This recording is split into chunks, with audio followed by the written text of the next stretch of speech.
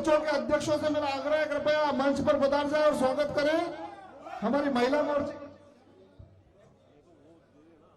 अनोख जी पाटीदार से भी आग्रह है, कृपया मंच पर पधार कर हमारे आज के अतिथि का स्वागत अभिनंदन करें। साथ में उपाध्यक्ष हमारी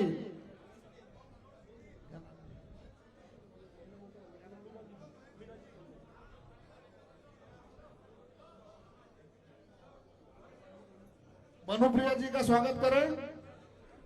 रेखा जी महिला मोर्चे के मंडल अध्यक्ष, तो मैं अनुप्रिया जी से भी आग्रह करूंगा महिला मोर्चे के साथ माननीय आज के हमारे अतिथि का स्वागत करें। आप महिला मोर्चे के साथ जाकर उनका प्रतिनिधित्व कर आप सब स्वागत करें। पिछड़ा मोर्चे के सम्मानित मंडल अध्यक्ष अगर यदि आप विराजित हो तो वो भी आए, स्वागत करें।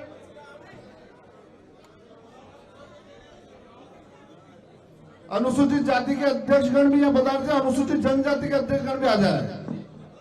अल्पसंख्यक मोर्चे के मंडल अध्यक्षगण है तो वो भी यहाँ आकर स्वागत करें।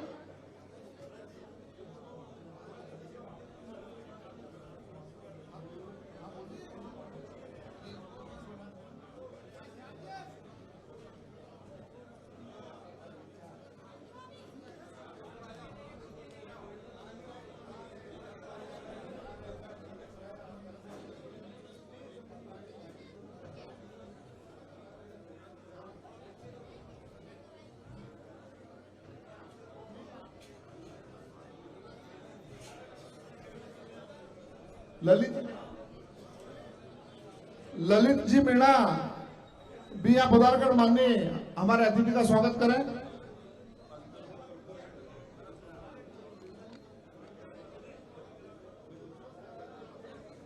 जिन जिनका स्वागत हो गया उनसे मेरा आग्रह है, कृपया मंच से नीचे पधारने की कृपा करें। हमारे अतिथि को आज इस कार्यक्रम के बाद और भी कार्यक्रम में निकलना है। पिछड़ा मोर्चे के सम्मानित मंडल अध्यक्षगण, यहाँ जितने भी इस कार्यक्रम में पिछड़ा मोर्चे के मंडल अध्यक्ष, पांचों मंडल के, वो सभी यहाँ मंच पर पधारने की कृपा करें। पिछड़ा मोर्चा, अनुसूचित जाति मोर्चा, अनुसूचित जनजाति मोर्चा और महिला मोर्चा, किसान मोर्चा, युवा मोर्चा, सभी मंडल अध्यक्षगण जो है इन मोर्चों के, वो कृपया मंच पर पधार कर अपना स्थान ग्रहण करें।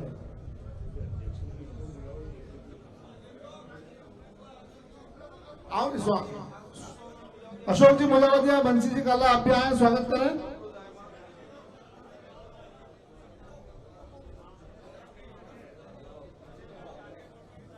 बस किसान मोर्चे का स्वागत के साथ आप लोग स्वागत कर दें और स्वागत की बेला को विराम करते हुए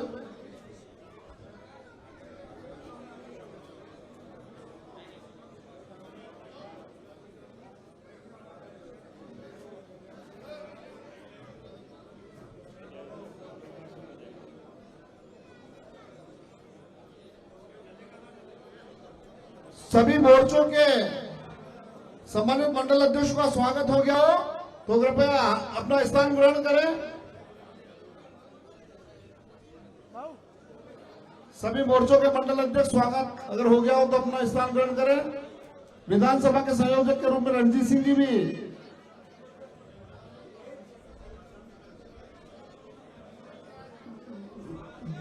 स्वागत की बेला को हम यही विराम करते हुए इस कार्यक्रम को,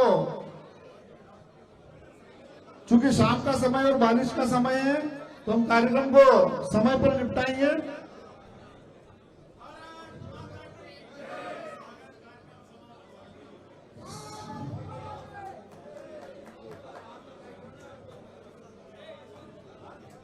सभी का स्वागत होगा, कृपया मंच से नीचे पधारने की कृपा करें। मैं सभी कार्यकर्ताओं से आग्रह करूंगा कि मंच से नीचे अपना स्थान ग्रहण करें। आज के इस संयुक्त मोर्चा सम्मेलन में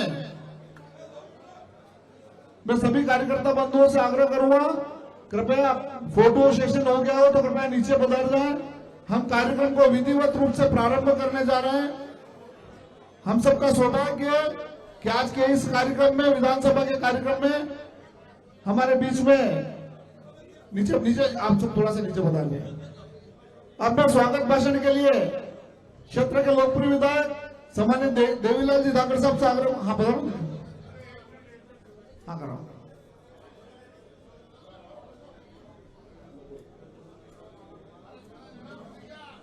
बोले भारत माता की।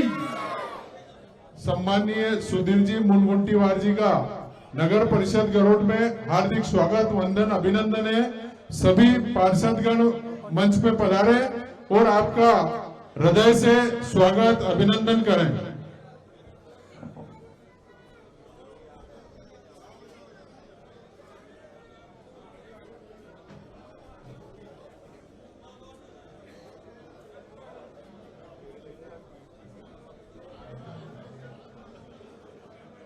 हम सबका परिवार का कार्यक्रम है। हम सब पारिवारिक रूप में इस कार्यक्रम को संपन्न कराएंगे। समय का थोड़ा सा विशेष ध्यान रखते हुए हम इस कार्यक्रम को आगे बढ़ा रहे हैं, क्योंकि शाम का टाइम है।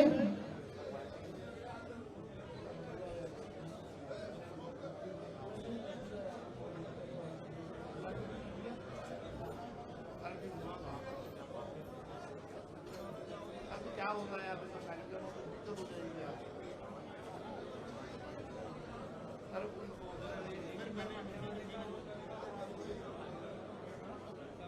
मैं भारतीय जनता पार्टी के मंडल के महामंत्रीगण भी अगर हो तो भी आए, स्वागत करें। सभी मंडलों के महामंत्रीगण, सभी पांचों मंडल के महामंत्रीगण, वो भी कृपया आकर एक बार स्वागत करें। थोड़ी स्वागत की इस बेला को थोड़ा सा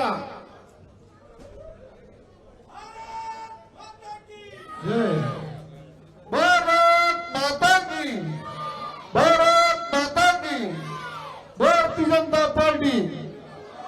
मैं सम्मानित देवीलाल जी धाकड़ साहब से आग्रह करूंगा कि वो कृपया पधारे और हम सबको स्वागत उद्बोधन प्रदान करें।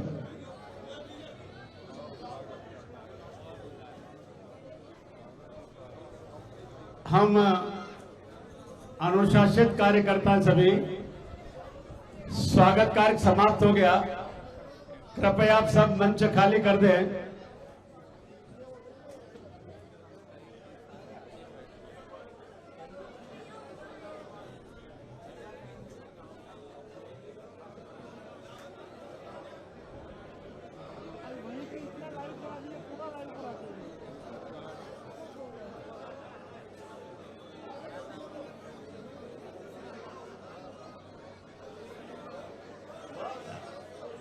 बोलिए भारत माता की, भारत माता की। अच्छा, अब तो और कोई नहीं आएगा ऊपर। और दीपक, अरे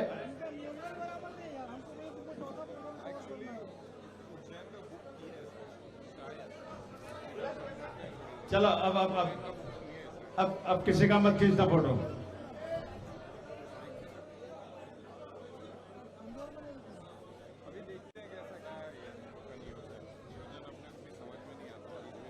आज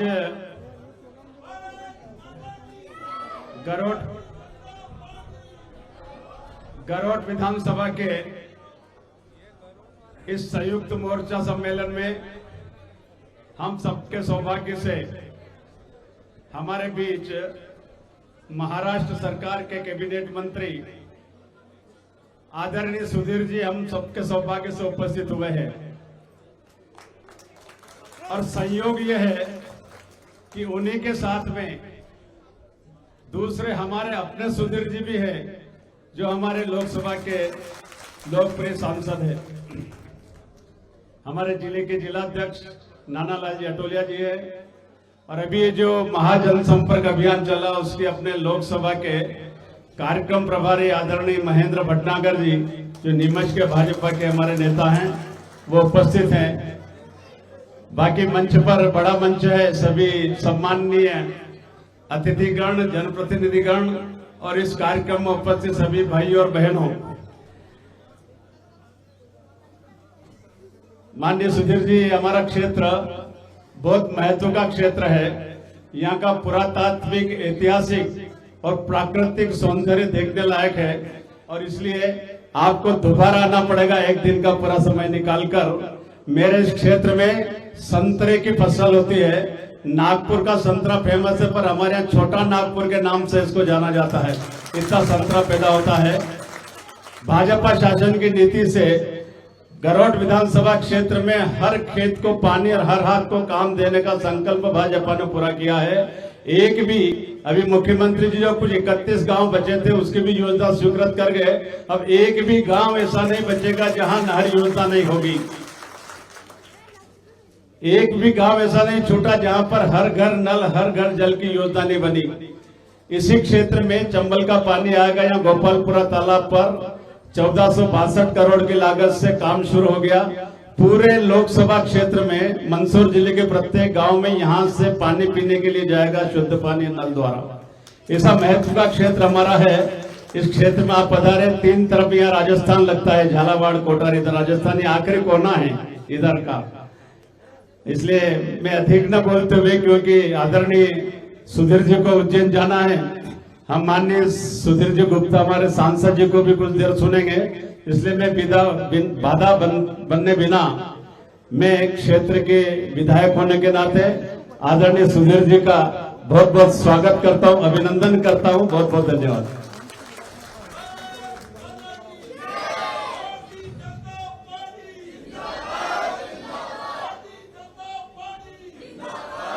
देखो, एक बात है, अपन तो अपना मिलना मिलाना होता है।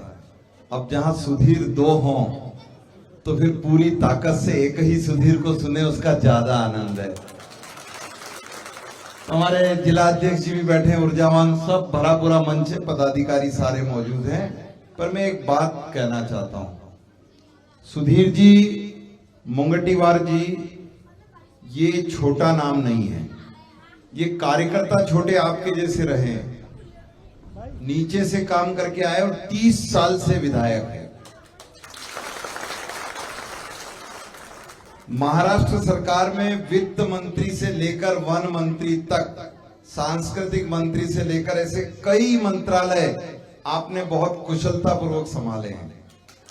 तीसरी बात, सुधीर भैया हमारे महाराष्ट्र के प्रदेश अध्यक्ष रहे हैं और प्रदेश अध्यक्ष रहते समय अच्छे कार्यकर्ताओं को अपने साथ जोड़ना ताकि भविष्य की भाजपा उनके हाथ में हो। तो जब सुधीर भैया प्रदेश महाराष्ट्र के अध्यक्ष थे तब इनके महासचिव देवेंद्र फडणवीस थे, सम्मानित तावड़े जी थे और सम्मानित चंद्रकांत पाटिल जी थे। देवेंद्र फडणवीस जी बाद में मुख्यमंत्री बने, उप मुख्यमंत्री बने। तावड़े जी मेरे साथ देश के बड़े नेताओं में भारतीय जनता पार्टी के राष्ट्रीय महासचिव हैं अभी, और चंद्रकांत पाटिल जी प्रदेश महाराष्ट्र के अध्यक्ष बने। ऐसे कई नामों को आगे बढ़ाने वाला बड़ा नाम है। आज चूंकि कार्यकर्ता की टोली है, ये सारे मोर्चे बैठे हैं, है ना। तो मोर्चे ने क्या होता है, मोर्चे अगर दमदार हैं तो सेना को आने की जरूरत नहीं पड़ती है ना। तो central reserve force, Bharat Tibet police, border security force, तो ऐसे 7-7 फोर्स लगी हुई है। इसलिए मैं तो सीधे सीधे जिलाध्यक्ष जी से अनुमति लूंगा, शिवराज जी से अनुमति लूंगा कि आपका दायित्व मैं निभाता हूं, और आपसे करतल ध्वनियों के साथ सुधीर भैया को बुलाइए और पूरे दिल से सुनिए। सम्मानित श्री सुधीर जी।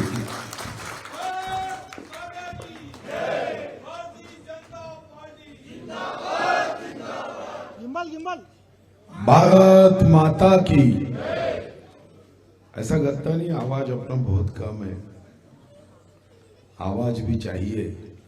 और ऊर्जा के साथ आसमान की ओर भारत माता के विजय का जयकारा करते हुए आसमान भी हमारे आवाज से हिल जाए। भारत माता की, भारत माता की, वंदे वंदे। इस विभाग के सेवाभावी,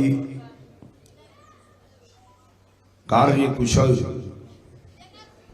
कार्य सम्राट सांसद श्री सुधीर जी गुप्ता, संगठन को कुशलता से चलाने वाले इस जगह के संगठन के कप्तान कर्णधार श्री नानालाल जी, जिन्होंने गरोठ विधानसभा का चित्र बदलने के लिए कोशिश की, सभी गांवों में हर घर जल योजना के निर्माण का कार्य शुरू किया। और मुझे इस बात का अभिमान है कि किसान कष्ट करता है, अगर उनको हम खेती में सिंचन की व्यवस्था कर दे तो एक मंदिर बनाने के बाद जितना पुण्य लगेगा उससे 1000 गुना पुण्य उस किसान के खेत में जल पहुंचाने के बाद लगता है।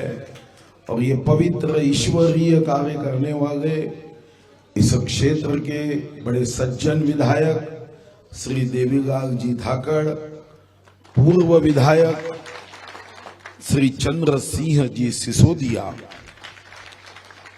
जिला पंचायत मंदसौर की उपाध्यक्षा श्रीमती मनुप्रिया यादव, लोकसभा के कार्यक्रम प्रभारी महेंद्र जी भटनागर,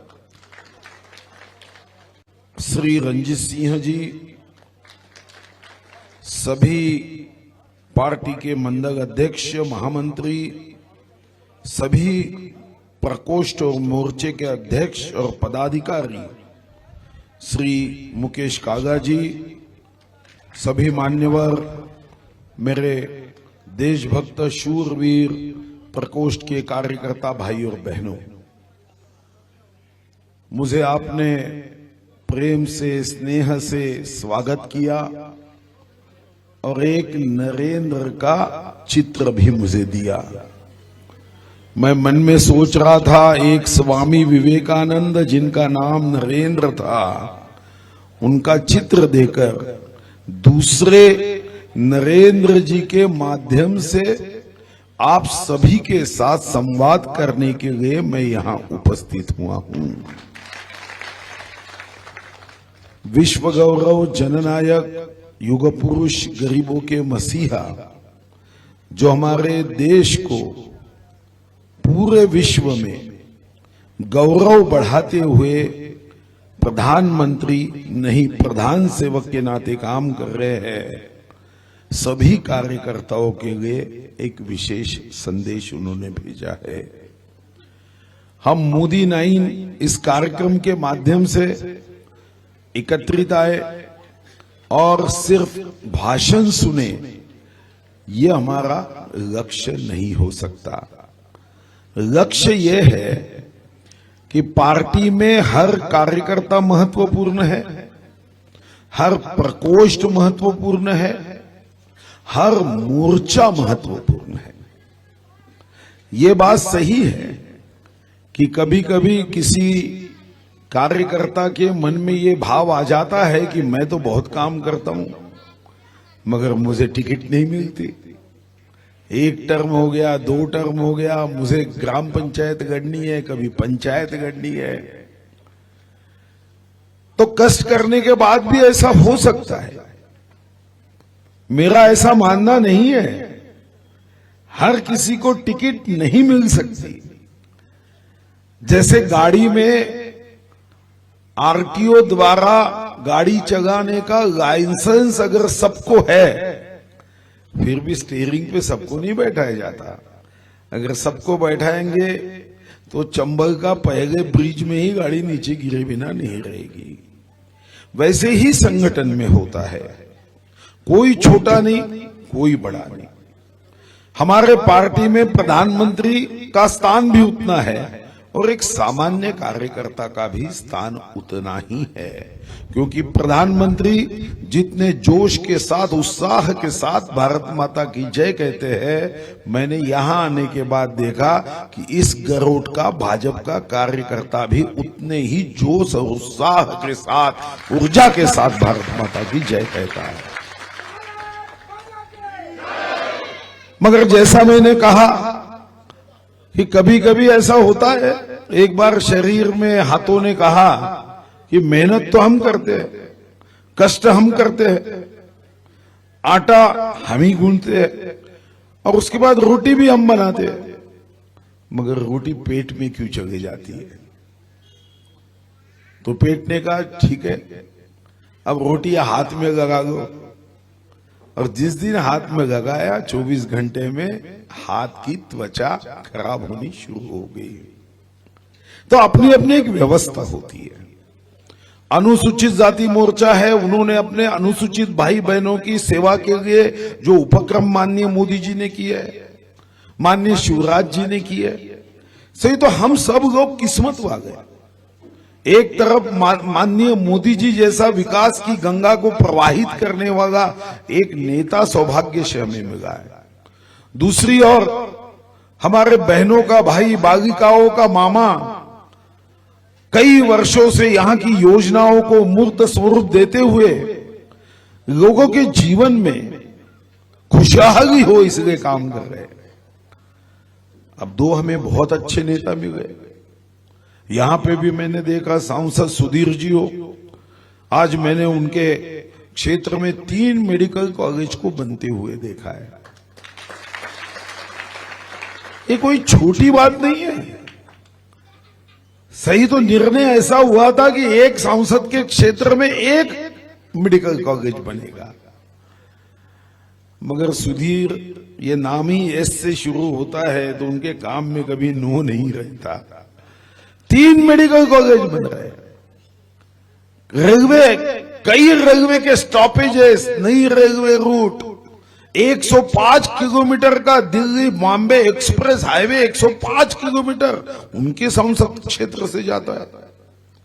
अभी हमने धाकड़ जी का सुना भाषण, हर गांव में सिंचन की व्यवस्था हो रही है, मगर बात सीधी है, काम कितना भी करो मगर सही ढंग से हम जनता तक पहुंचाने में कामयाब नहीं रहे तो उस विद्यार्थी जैसी हमारी अवस्था होगी कि बहुत सुंदर उत्तर पत्रिका में उत्तर लिख दी, सप्लीमेंट्री जोड़ दी, मगर रोल नंबर नहीं लिखा तो गड़बड़ हो जाती है। अभी हम जो 30 दिन से काम कर रहे हैं ना, हमने 9 वर्ष बहुत काम किए। मैं बहुत सारी योजनाओं को बताना उचित नहीं समझूंगा क्योंकि आप तो पदाधिकारी कार्यकर्ता है, मगर एक बात सही है कि हमारे में हम सभी की जिम्मेदारी है ये समझने की आवश्यकता है। अन्यथा वो कस्तूरी मुर्ग के पेट में ही कस्तूरी होती है, इतने तेजी से वो दौड़ते रहता है कि मुझे सुगंध कहां से आ रहा है। हमारे कार्यकर्ता की अवस्था ऐसी नहीं होनी चाहिए। हम में क्षमता है, हमारे साथ मोदी जी जैसे नेता है, हमारे साथ शिवराज जी जैसे नेता है, तो हम इस मतदार संघ में हर घर तक माननीय मोदी जी के योजनाओं को कैसे पहुंचा सकते हैं, ये हमारी महत्वपूर्ण जिम्मेदारी है। अब शिवराज जी ने लाडली बहना इस कार्यक्रम की शुरुआत की। बहुत बार ऐसा होता है, मैं जब कॉलेज में पढ़ता था मगर छात्र संघ में चुनाव लड़ता था, मुझे हमेशा एक बात लगती थी कि पश्चिम बंगाल में 35-35 साल तक क्यों सरकार एक ही पार्टी की है? ये लेफ्ट वालों की सरकारें कैसी होती है? क्योंकि पश्चिम बंगाल की अवस्था तो बहुत बुरी है। वहां तो विकास तो जिसको हम जीरो कहते, पूरे विश्व में एक ही कलकत्ता और पश्चिम बंगाल था कि जहां पे गाड़ी को घोड़ा नहीं आदमी खींचता था, और घोड़े के लिए जैसे घास रहता है वैसे उसके लिए आटे के भुंजे हुए गोले करके रखे जाते थे रास्ते पे, और वो बेचकर उस व्यक्ति को खिलाए जाते थे। 15 लाख लोग ऐसे थे जो रेलवे स्टेशन के पटरी के पास सोते थे। छोटा बच्चा अगर गलती से थोड़ा भी नजर से ओझल हो जाए तो वो बच्चे का क्या होगा, वो भगवान भरोसे हो जाता था।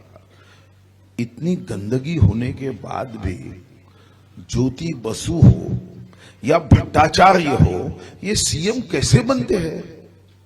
गरीबी है, खाने के लिए व्यवस्थाएं नहीं है, चेहरे से गरीबी टपकती है। रात को सोए तो घर से चांद दिख जाता है, चांदनियां नजर आती है। बरसात आई तो घर में बर्तन लगाकर उस पानी को, जो टपकने वाला पानी है, उसे जमा करना होता है। फिर भी 35-35 साल एक सरकार कैसी आती है? तो मैं कलकत्ता गया, और मैंने देखा उसका एक ही कारण है, सीधा कारण है। पश्चिम बंगाल की सरकार अगर सुई भी देती है किसी को तो ये जताने में कामयाब होती है कि ये सरकार की वजह से ये काम हुआ है, नहीं तो तुम्हारे जीवन में ये सुई तक नहीं आएगी। और यहां पे तो ढेर सारी योजनाएं हैं। किसान के खाते में 6,000 केंद्र दे रहा है, 4,000 राज्य सरकार दे रही है, 10,000 रुपए डायरेक्ट उनके अकाउंट में जा रहा है। 10,000। यूरिया पे 1,900 रुपए की सब्सिडी है, 2,200 रुपए में बोरा मिलता है, 300 रुपए किसान को देना पड़ता है, 1,900 रुपए हमारी केंद्र की सरकार देती है। एक जमाने में किसान को 50% अगर नुकसान होता था तो ही नुकसान भरपाई मिलती थी। कानून बदल दिया, 33% भी नुकसान होता है तो भी किसानों के पीछे प्रधानमंत्री पूरी ताकत के साथ, पूरी तिजोरी के साथ खड़े हो जाते हैं। मिनिमम सपोर्ट प्राइस हो, अभी भी गेहूं की प्राइस बढ़ाई। मगर एक बात की तरफ आपका मैं ध्यान आकर्षण करना चाहूंगा कि एमएसपी तो पिछली सरकार भी देती थी, मगर खरीदी केंद्र इतने कमी होते थे कि 2,000-4,000 करोड़ की खरीदी होती थी।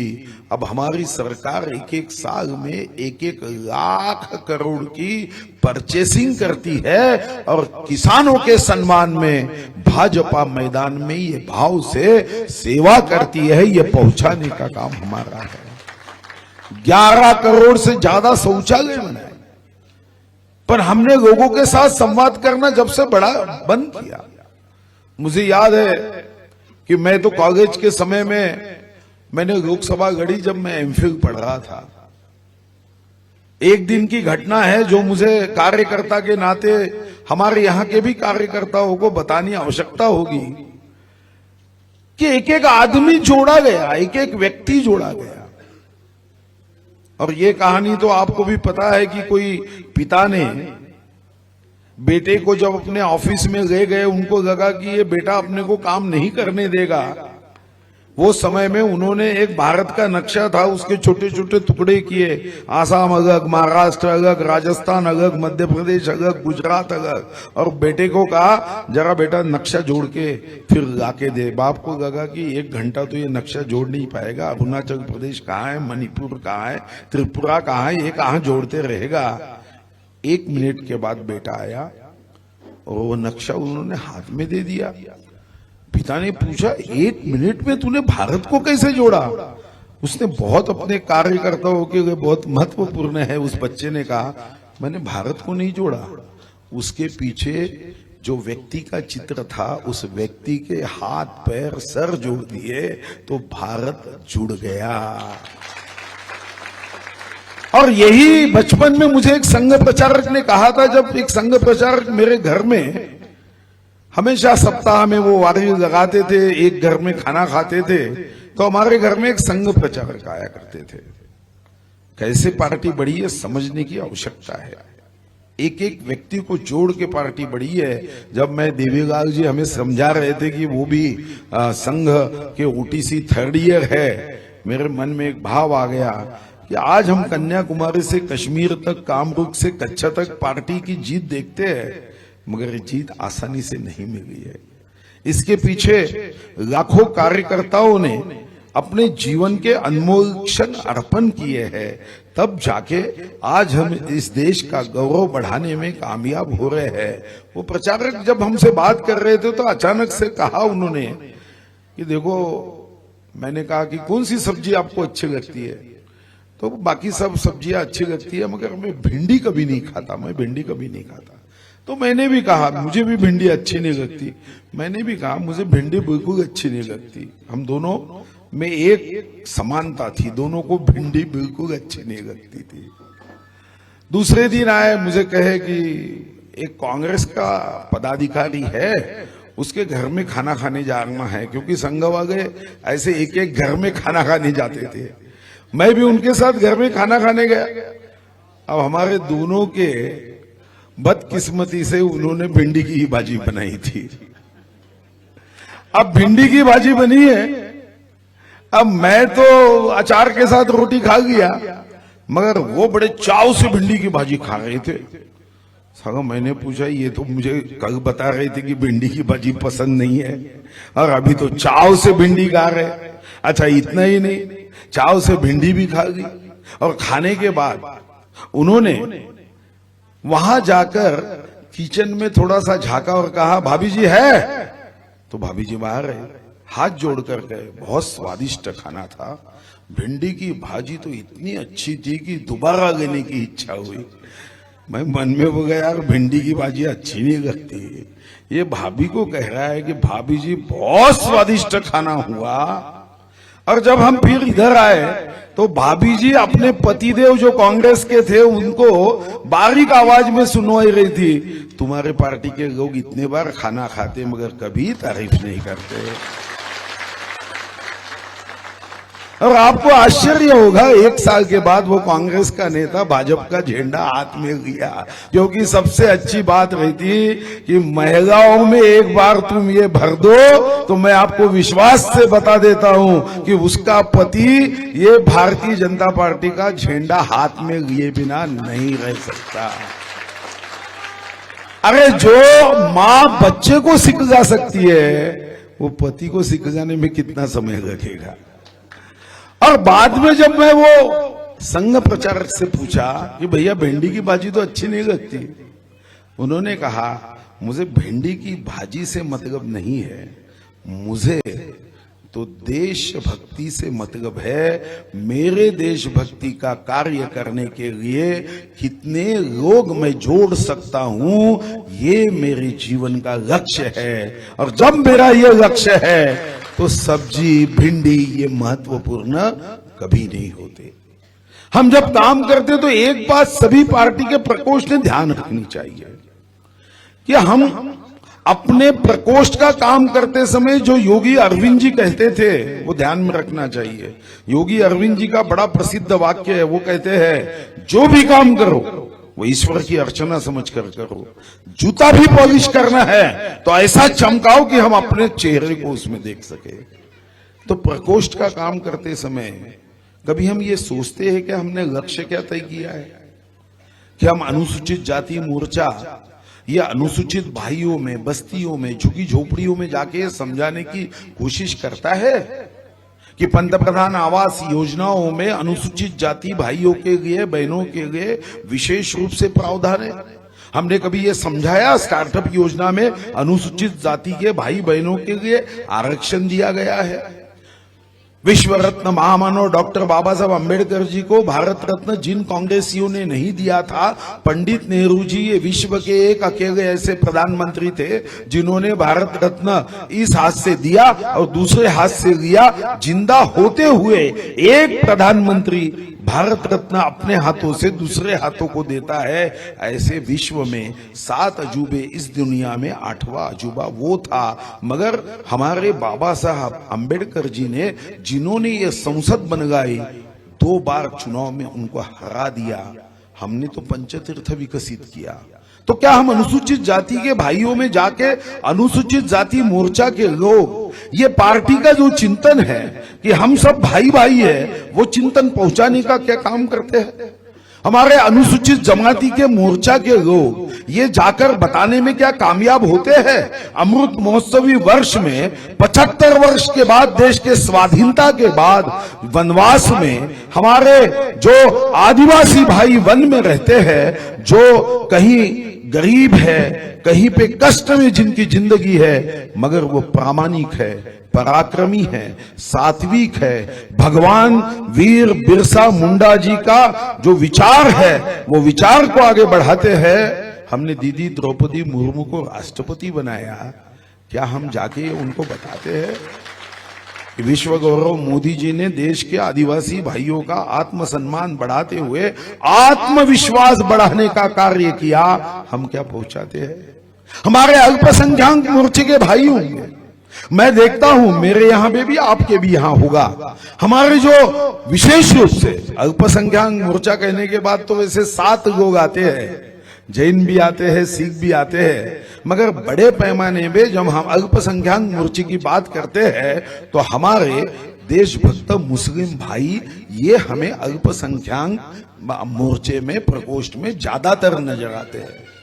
मगर मैंने देखा कि अल्पसंख्यक मोर्चे में हमारे मुस्लिम भाई जब काम करते हैं वो थोड़ा डर डर के काम करते हैं। ये एक मायावी विचार कांग्रेसियों ने लोगों में भर दिया है कि भारतीय जनता पार्टी मुस्लिम विरोधी है। बहुत झूठ बात है, बहुत झूठ बात है। आपको पता है गुजरात में सबसे ज्यादा एजुकेशन देश में अगर परसेंटेज है मुस्लिम भाइयों के तो गुजरात में है। सबसे ज्यादा सेल्फ एम्प्लॉयमेंट ये मुस्लिम भाइयों के लिए है तो वो गुजरात में। तो माननीय मोदी जी ने आज भी जब वो बोहरा समाज के कार्यक्रम में जाते हैं तो मैंने देखा कि वो सैयदना भाई साहब क्या प्रेम करते हैं उनपे। कई मुस्लिम समाज के लोग, हम मुस्लिम विरोधी नहीं है, ये बात जताने में पटाने में लोगों तक पहुंचाने में अल्पसंख्यक मोर्चे को काम करना होगा, उनको समझाना होगा। ये कांग्रेस का जो झंडा दिखता है ना वो हरा रंग एक तरफ है जो मुस्लिम भाइयों के लिए पवित्र प्रतीक है, भगवा रंग एक तरफ है जो हिंदू भाइयों के लिए एक भगवा रंग ये प्रतीक है। ये कांग्रेस वालों ने सफेद कपड़े पहनकर कभी हिंदू भाइयों को और मुस्लिम भाइयों को एक नहीं आने दिया। इन्होंने अंग्रेज की भूमिका से डिवाइड एंड रूल किया। और भाजपा का झंडा देखो, हरा भी रंग है, भगवा भी रंग है, बीच में किसी की आवश्यकता ही नहीं है। हिंदू मुस्लिम सिख ईसाई हम हैं सब भाई भाई, बंटवारा करती है कांग्रेस। आई ये समझाने की आवश्यकता है। हम जब औरंगजेब को गाली देते हैं तो हम क्या धर्म विरोधी हो गए? हम तो रावण को भी गाली देते तो क्या हिंदू विरोधी हो गए? औरंगजेब को गाली वो मुस्लिम है करके नहीं दी जाती, इसलिए दी जाती वो अत्याचारी था, वो गाजी समझता था, वो आलमगीर समझता था। मेरे पैर के जूती के नीचे मैं काफिरों को खत्म कर दूंगा, मंदिरों को तोड़ दूंगा, काशी विश्वनाथ को नष्ट कर दूंगा, मैं आस्थाओं को मिटा दूंगा, ये भाव था। हम रावण को भी जगाते हैं, हिंदू विरोधी नहीं है हम।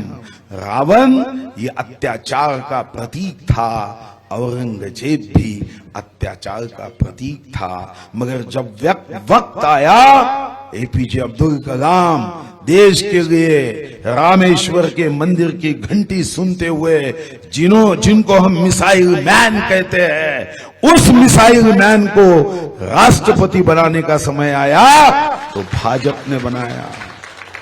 अटल अडवाणी सिकंदर बख्त फोड़ दो तक, ये तो मोर्चे में नारे देते देते हम बड़े हुए। तो सिकंदर बख्त भी तो मुस्लिम भाई था, मगर वो भारत माता के चरणों में अपने सेवा को अर्पण करता था। हमारी महिला मोर्चा ने भी एक बात समझना चाहिए, सबसे ज्यादा शक्ति तो महिला मोर्चा में। मुझे याद है कि 1989 में मैं लोकसभा गढ़ा गांव में आबादी में चुन के आऊंगा, मगर 40,000 वोट से गिर गया। कॉलेज का स्टूडेंट था। फिर एक बात मेरे ध्यान में आई कि हम प्रचार में सबसे बड़ी गलती क्या करते हैं, किसी के घर में जाते, घर वाले के साथ बात करते, चाय पीते, उसके दीवान खाने में बैठते, पर किचन में जो महिला है उससे तो हमारा संवाद नहीं होता। और यही हमारी अड़चन हो जाती है। हमने महिला मोर्चा को किचन तक भेजने का काम, जो हमारी योजना है, जो महिलाओं के लिए बनाई गई है, अब यहां पे 1,000 रुपए जब मिलेंगे तो किसान को 10,000 और किसान के पत्नी को 12,000 मिलने वाले हैं। अच्छा 6 हो गए, दोनों को समान कर दिया, यानी 12,000 वो मिलेंगे। और उसके धर्म पत्नी को भी अब अपना पति खेत से आने की, जब अगर बच्चे को कोई सर्दी होगी तो विक्स की डब्बी खरीदने के लिए अपने पति का इंतजार करने की आवश्यकता नहीं। भाई इनके भी खाते में 12,000 रहने वाले हैं, 24,000 रुपए। पर हम पहुंचाएंगे क्या? पश्चिम बंगाल में वो सुई पहुंचाते थे, हम 24,000 पहुंचाने में अगर मोर्चे प्रकोष्ठ कामयाब नहीं होंगे, हम यही कहेंगे मैं तो मोर्चे का अध्यक्ष हूं और मंडल अध्यक्ष ने मुझे स्टेज पे जगह नहीं दी, अब इसको मैं देख लूंगा। अपना विजिटिंग कार्ड, फ्लेक्स बोर्ड, बहुत बार ऐसा होता है, वो ये भी मंडल अध्यक्ष है, इसने महिला मोर्चा के अध्यक्ष का फोटो बड़ा बनाया, इसने युवा मोर्चा के अध्यक्ष का बड़ा बनाया, और हमारे प्रदेश के प्रकोष्ठ के अध्यक्ष का फोटो छोटा है। देखो, फोटो छोटा होगा ना तो भी दिल छोटा मत करो। हम जीते हैं देश के लिए, हमारी एक गलती हमारे पार्टी का नुकसान कर देगी। किसी को दोष देकर पार्टी कभी आगे नहीं बढ़ सकती। मुझे वो कहानी याद है, मैंने मध्य प्रदेश में एक दो जगह पे बताई भी कि एक बार ऐसे ही एक पतिदेव ENT स्पेशलिस्ट डॉक्टर के पास जाता, कहता कि मेरे पत्नी को सुनाई नहीं देता, दवाई दो। डॉक्टर कहता है कि अरे भैया, आप पत्नी को ले आइए, मैं चेक करवाने के बाद ही दवाई दूंगा। पतिदेव बोले वो सुनने को ही तैयार नहीं, उसको सुनाई नहीं देता, वो आने को तैयार नहीं है कि मुझे सुनाई नहीं देता, ये मानती ही नहीं। आप कुछ भी करो, मैं हाथ पैर जोड़ता हूं, दवाई बताओ। डॉक्टर बोले ऐसी तो दवाई नहीं दे सकता, मगर तुम घर पे जाओ। घर पे जाने के बाद एक 15 फीट से एक प्रश्न पूछो, फिर 10 फीट से पूछो, फिर 5 फीट से पूछो, कहां से आपको जवाब मिलेगा उतना मुझे बताओ, फिर उस पावर की दवाई मैं दे दूंगा। अब ये घर में गया, 15 फीट से प्रश्न पूछा, अजी सुनती हो, आज सब्जी कौन सी बनाई? इसको आवाज नहीं आया। फिर 10 फीट पे गया, अजी सुनती हो, आज कौन सी सब्जी बनाई? आवाज नहीं आया। 5 फीट पर गया, अजी सुनती हो, कौन सी सब्जी बनाई? पत्नी जोर से चिल्लाते हुए बोली, मैं 3 बार से कह रही हूं भिंडी की बनाई, भिंडी की बनाई। बहरा ये था, और डॉक्टर के पास दवाई किसी और के लिए लेने गया। तो पार्टी में काम करते समय ऐसा कुछ लोगों का होता है भैया, तो गलती मत करना, दवाई दूसरों के लिए मत लेने जाओ, अपनी गलतियों को सुधारो।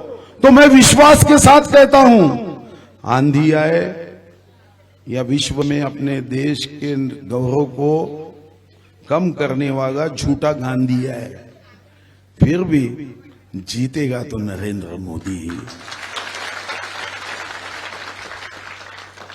और आज इसीलिए सभी राजनीतिक पार्टी के लोग एकत्र हो गए। अब मैं वन मंत्री हूं, मुझे मालूम है जंगल के सारे जानवर एक तरफ हुए, शेर की एक दाढ़ होगी तो भाग जाते। तो अभी तो बिहार में बैठक ही शुरू है, होने दो। मोदी जी की दाढ़ जब शुरू हो जाएगी ना, ये कहां गायब हुए पता तक नहीं चलने वाला है, क्योंकि मोदी जी ये लोगों के मन में बसे हुए हैं। मैंने ऐसे कई लोगों को देखा, मैं आपको विश्वास से बताता हूं, ये झूठ नहीं बोलता भाजपा हूं करके। मेरे मतदार संघ में ऐसे कई कांग्रेस के मकान हैं जिनके यहां की महिलाएं भाजपा को मोदी जी के नाम से वोट देती है, क्योंकि सबसे आपको भी पता है कि मोदी जी के काम को सबसे ज्यादा अगर कोई देखते हैं तो टीवी देखने वाली हमारी बहनें होती है। बाकी ये नेता लोग तो इसके गट के उसके गट के पैर खींचने में कांग्रेस के लगे रहते हैं, इसके पैर खींचो उसके पैर खींचो, इनका जीवन तो पैर खींचने में गए है। और झूठ तो इतना कहते हैं जो तो हमने पहुंचाना चाहिए। अगर ओलंपिक में गोल्ड मेडल रखा गया झूठ बोलने में, मैं आपको लिख के देता, ये गोल्ड मेडल राहुल गांधी जी को ही मिलेगा, और गोल्ड मेडल का साइज बड़ा बना के मिलेगा। और उनके चमचे भी कितने झूठ बोलते हैं। कमलनाथ जी का मैंने मुख्यमंत्री बनने के बाद यूट्यूब पे भाषण सुन रहा था, बाद में अपने नेताओं से पूछा कि ये तो बड़े बड़े योजनाएं बनाया था, मैं कर्ज माफ करूंगा, एक किसान का कर्ज माफ नहीं किया, तो ऐसे लोगों को क्या हम चुनाव में माफ करेंगे? बोले बेरोजगारों को मैं भत्ता दूंगा, एक फूटी कौड़ी का भत्ता नहीं दिया तो इनको क्या हम सत्ता दे देंगे? हमारे बहनों को उसने कहा कि मैं बहनों के लिए योजना बनाऊंगा, कोई बहनों के लिए योजना बनाई नहीं। अरे योजना तो हमारे भाई शिवराज जी ने बनाई, जो बहनों के सम्मान में शिवराज चौहान मैदान में ये भाव के साथ राजनीति करते हैं। आज आर्थिक दृष्टिकोण से देश को आगे बढ़ाने का हम मोदी जी कर रहे हैं। हम 5th इकोनॉमी बनने जा रहे हैं। अभी तो 5th इकोनॉमी बन रहे, $5 ट्रिलियन इकोनॉमी हम बनने जा रहे हैं। कभी सोचा था प्रभु राम का मंदिर बनेगा? कभी सोचा था 3000 फुट का काशी विश्वनाथ ये 5 लाख के फुट में जाएगा? कभी सोचा था कश्मीर में 370 का कलम रद्द हो सकती है? आपको पता है कि एक फारूक अब्दुल्ला जी का वीडियो बड़ा जारी हुआ था। फारूक अब्दुल्ला कह रहे थे, उनको पूछा कि मोदी जी 370 रद्द कर देंगे, तो फारूक अब्दुल्ला ने ऐसे रावण जैसी हंसी है उसमें कि रावण भी आत्महत्या कर गया, ऐसे जोर जोर से हंसने लगा। बोले मोदी जी ने 7 जन्म लिए तो भी 370 रद्द नहीं होती। अरे मोदी तेरे बाप है, उनको 7 जन्म की आवश्यकता ही नहीं है, 7 जन्म तो तुमको लेने होंगे। मोदी जी ने 1 जन्म में 370 हटा दिया। जहां बॉम्ब के गोले फेंके जाते थे, जिस लाल चौक में मोदी जी ने तिरंगा ध्वज लहराया, जहां खून की होली खेली जाती थी, अरे कांग्रेस के राज में तो बर्फ के गोले नहीं मिलते थे, बॉम्ब के गोले खाने पड़ते थे। अब हमारे भाई राहुल, हमारी बहन प्रियंका वाड्रा अब बर्फ के गोले खेल रहे हैं। मोदी जी के राज में उनके भी चेहरे की हंसी देखो कैसी मस्त लगती है। वीडियो देखो यूट्यूब पे, बहुत अच्छा वीडियो है। एक कांग्रेस का एक हमारे कार्यकर्ता ने मुझे बहुत अच्छा भेजा था। वो राहुल गांधी जी कितना भी सपना देके प्रधानमंत्री बनने का नहीं बन सकता। मगर क्या तर्क है भैया, ऐसा थोड़ी होता है। जनता ने अगर सोच लिया तो कुछ भी होता है। जनता सर्वोपरि है, जनता ईश्वर का अंश है। बोले नहीं, बोले एक तो तर्क है। मैंने पूछा क्या तर्क है? बोले जब तक पंडित जवाहरलाल नेहरू थे तो लाल बहादुर नहीं बन पाए, लाल बहादुर जी थे तो इंदिरा जी नहीं बन पाई, इंदिरा जी थी तो राजीव गांधी नहीं बन पाए, राजीव गांधी थे तो नरसिंह राव नहीं बन पाए, नरसिंह राव थे तो मनमोहन सिंह नहीं बन पाए। अब मनमोहन सिंह तो अभी जिंदा है तो राहुल जी कैसे बन पाएंगे? मजाक छोड़ दो, मगर अभी तो हवा हमारे साथ है। मगर बात सीधी है, अगर कितना भी तूफान चलते रहा तो पंचर साइकिल उस तूफान में रखने से ट्यूब में हवा नहीं आएगी, उसको तो पंप चाहिए। तूफान कैसे भी हो, पंप के बिना हवा नहीं भर सकती है। हमारे विकास